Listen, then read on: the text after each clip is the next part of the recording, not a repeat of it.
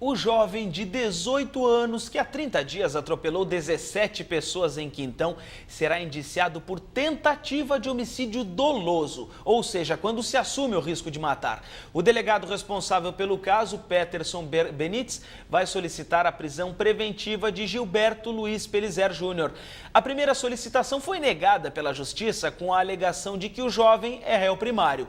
O inquérito deve ser concluído na próxima semana.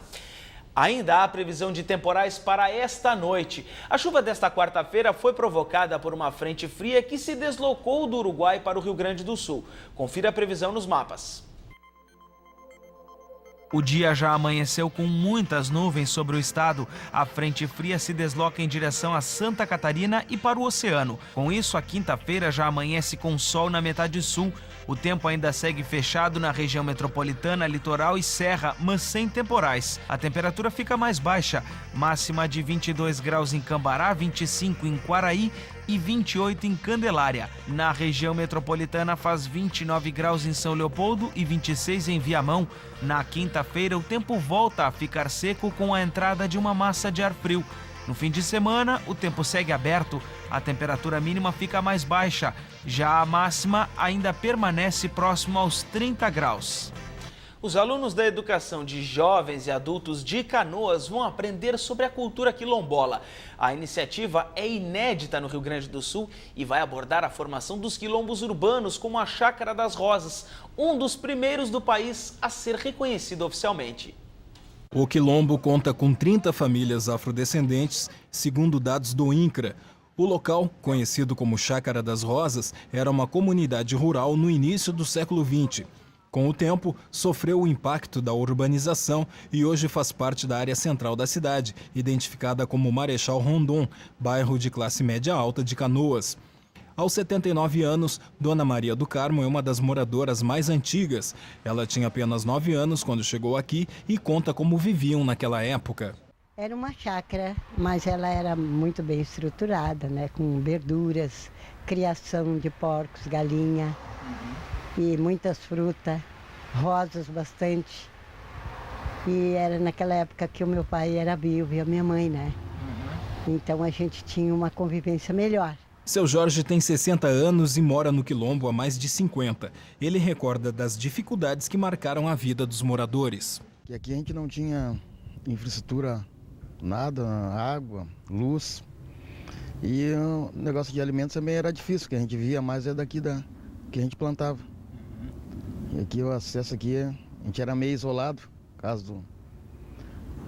dos matos que tinha aqui e o meio de se ir para o centro lá também, né? A gente era uma família pobre e aí a gente sempre via mais do trabalho aqui. E muitas pessoas já ficavam assim, não, pela cor também. A gente teve muito, no início teve muito preconceito. É. Hoje já há sinais de mudança. Através do programa Minha Casa Minha Vida, vão ser construídas 24 novas moradias. Melhorias urbanísticas também estão previstas para o quilombo. Está ficando melhor. Estão ajeitando melhor aqui, a estrutura está ficando muito mais melhor e o senhor sabe que isso aqui tem que ajeitar para nós não ficar toda a vida aqui. Com 3.600 metros quadrados, o Chácara das Rosas foi o primeiro quilombo urbano que teve seu território titulado no Brasil há 3 anos. O local é tema recorrente de pesquisas acadêmicas, mas até então não existia nenhum trabalho prático voltado para a comunidade quilombola. Tendo um EJA quilombola aqui em Canoas, é a possibilidade dessas lideranças, desses alunos que não estavam estudando ou que estavam estudando em escolas regulares e que não queriam mais, né, que não estavam se sentindo bem nessas escolas, estarem aprendendo todas as disciplinas, mas ao mesmo tempo estar discutindo as questões quilombolas, né, junto com as lideranças, junto com os professores. Então a grande vantagem é isso, é essa discussão dentro da educação. A turma do EJA Educação Quilombola vai ter carga horária de 800 horas aula. As histórias de vida e as experiências que os alunos vão levar para a sala de aula serão reconhecidas como conteúdo pedagógico. É o grande instrumento para a gente se defender. É o conhecimento, é a sabedoria, é a porta que nos dá o diálogo, que nos dá como a gente ter que fazer as nossas intervenções e exigir os nossos direitos, porque daí a gente tem como saber. Para saber mais sobre a luta pelo reconhecimento dessa população de descendentes de escravos, que está aqui conosco, o coordenador do curso de História da UBRA, professor e pesquisador Roberto Santos. Boa noite, professor. Bem-vindo à UBRA Notícias. Boa noite. Professor, qual é a importância desse estudo para o EJA, para os jovens e adultos? É colocar no cenário do conhecimento das populações que ocuparam Canoas e o Rio Grande do Sul a história da população negra. É mais um processo migratório, um processo de migração que decorre do processo de escravidão. Em todo o país, a estimativa é que há mais de 2.000 comunidades quilombolas. Aqui no Rio Grande do Sul seriam 130. Como é que foi a instalação deles aqui no estado colonizado essencialmente por europeus? A presença do negro no Rio Grande do Sul se dá com um processo de ocupação inicial. Quando se organizam os processos produtivos no estado, o negro entra pela própria lógica da escravidão.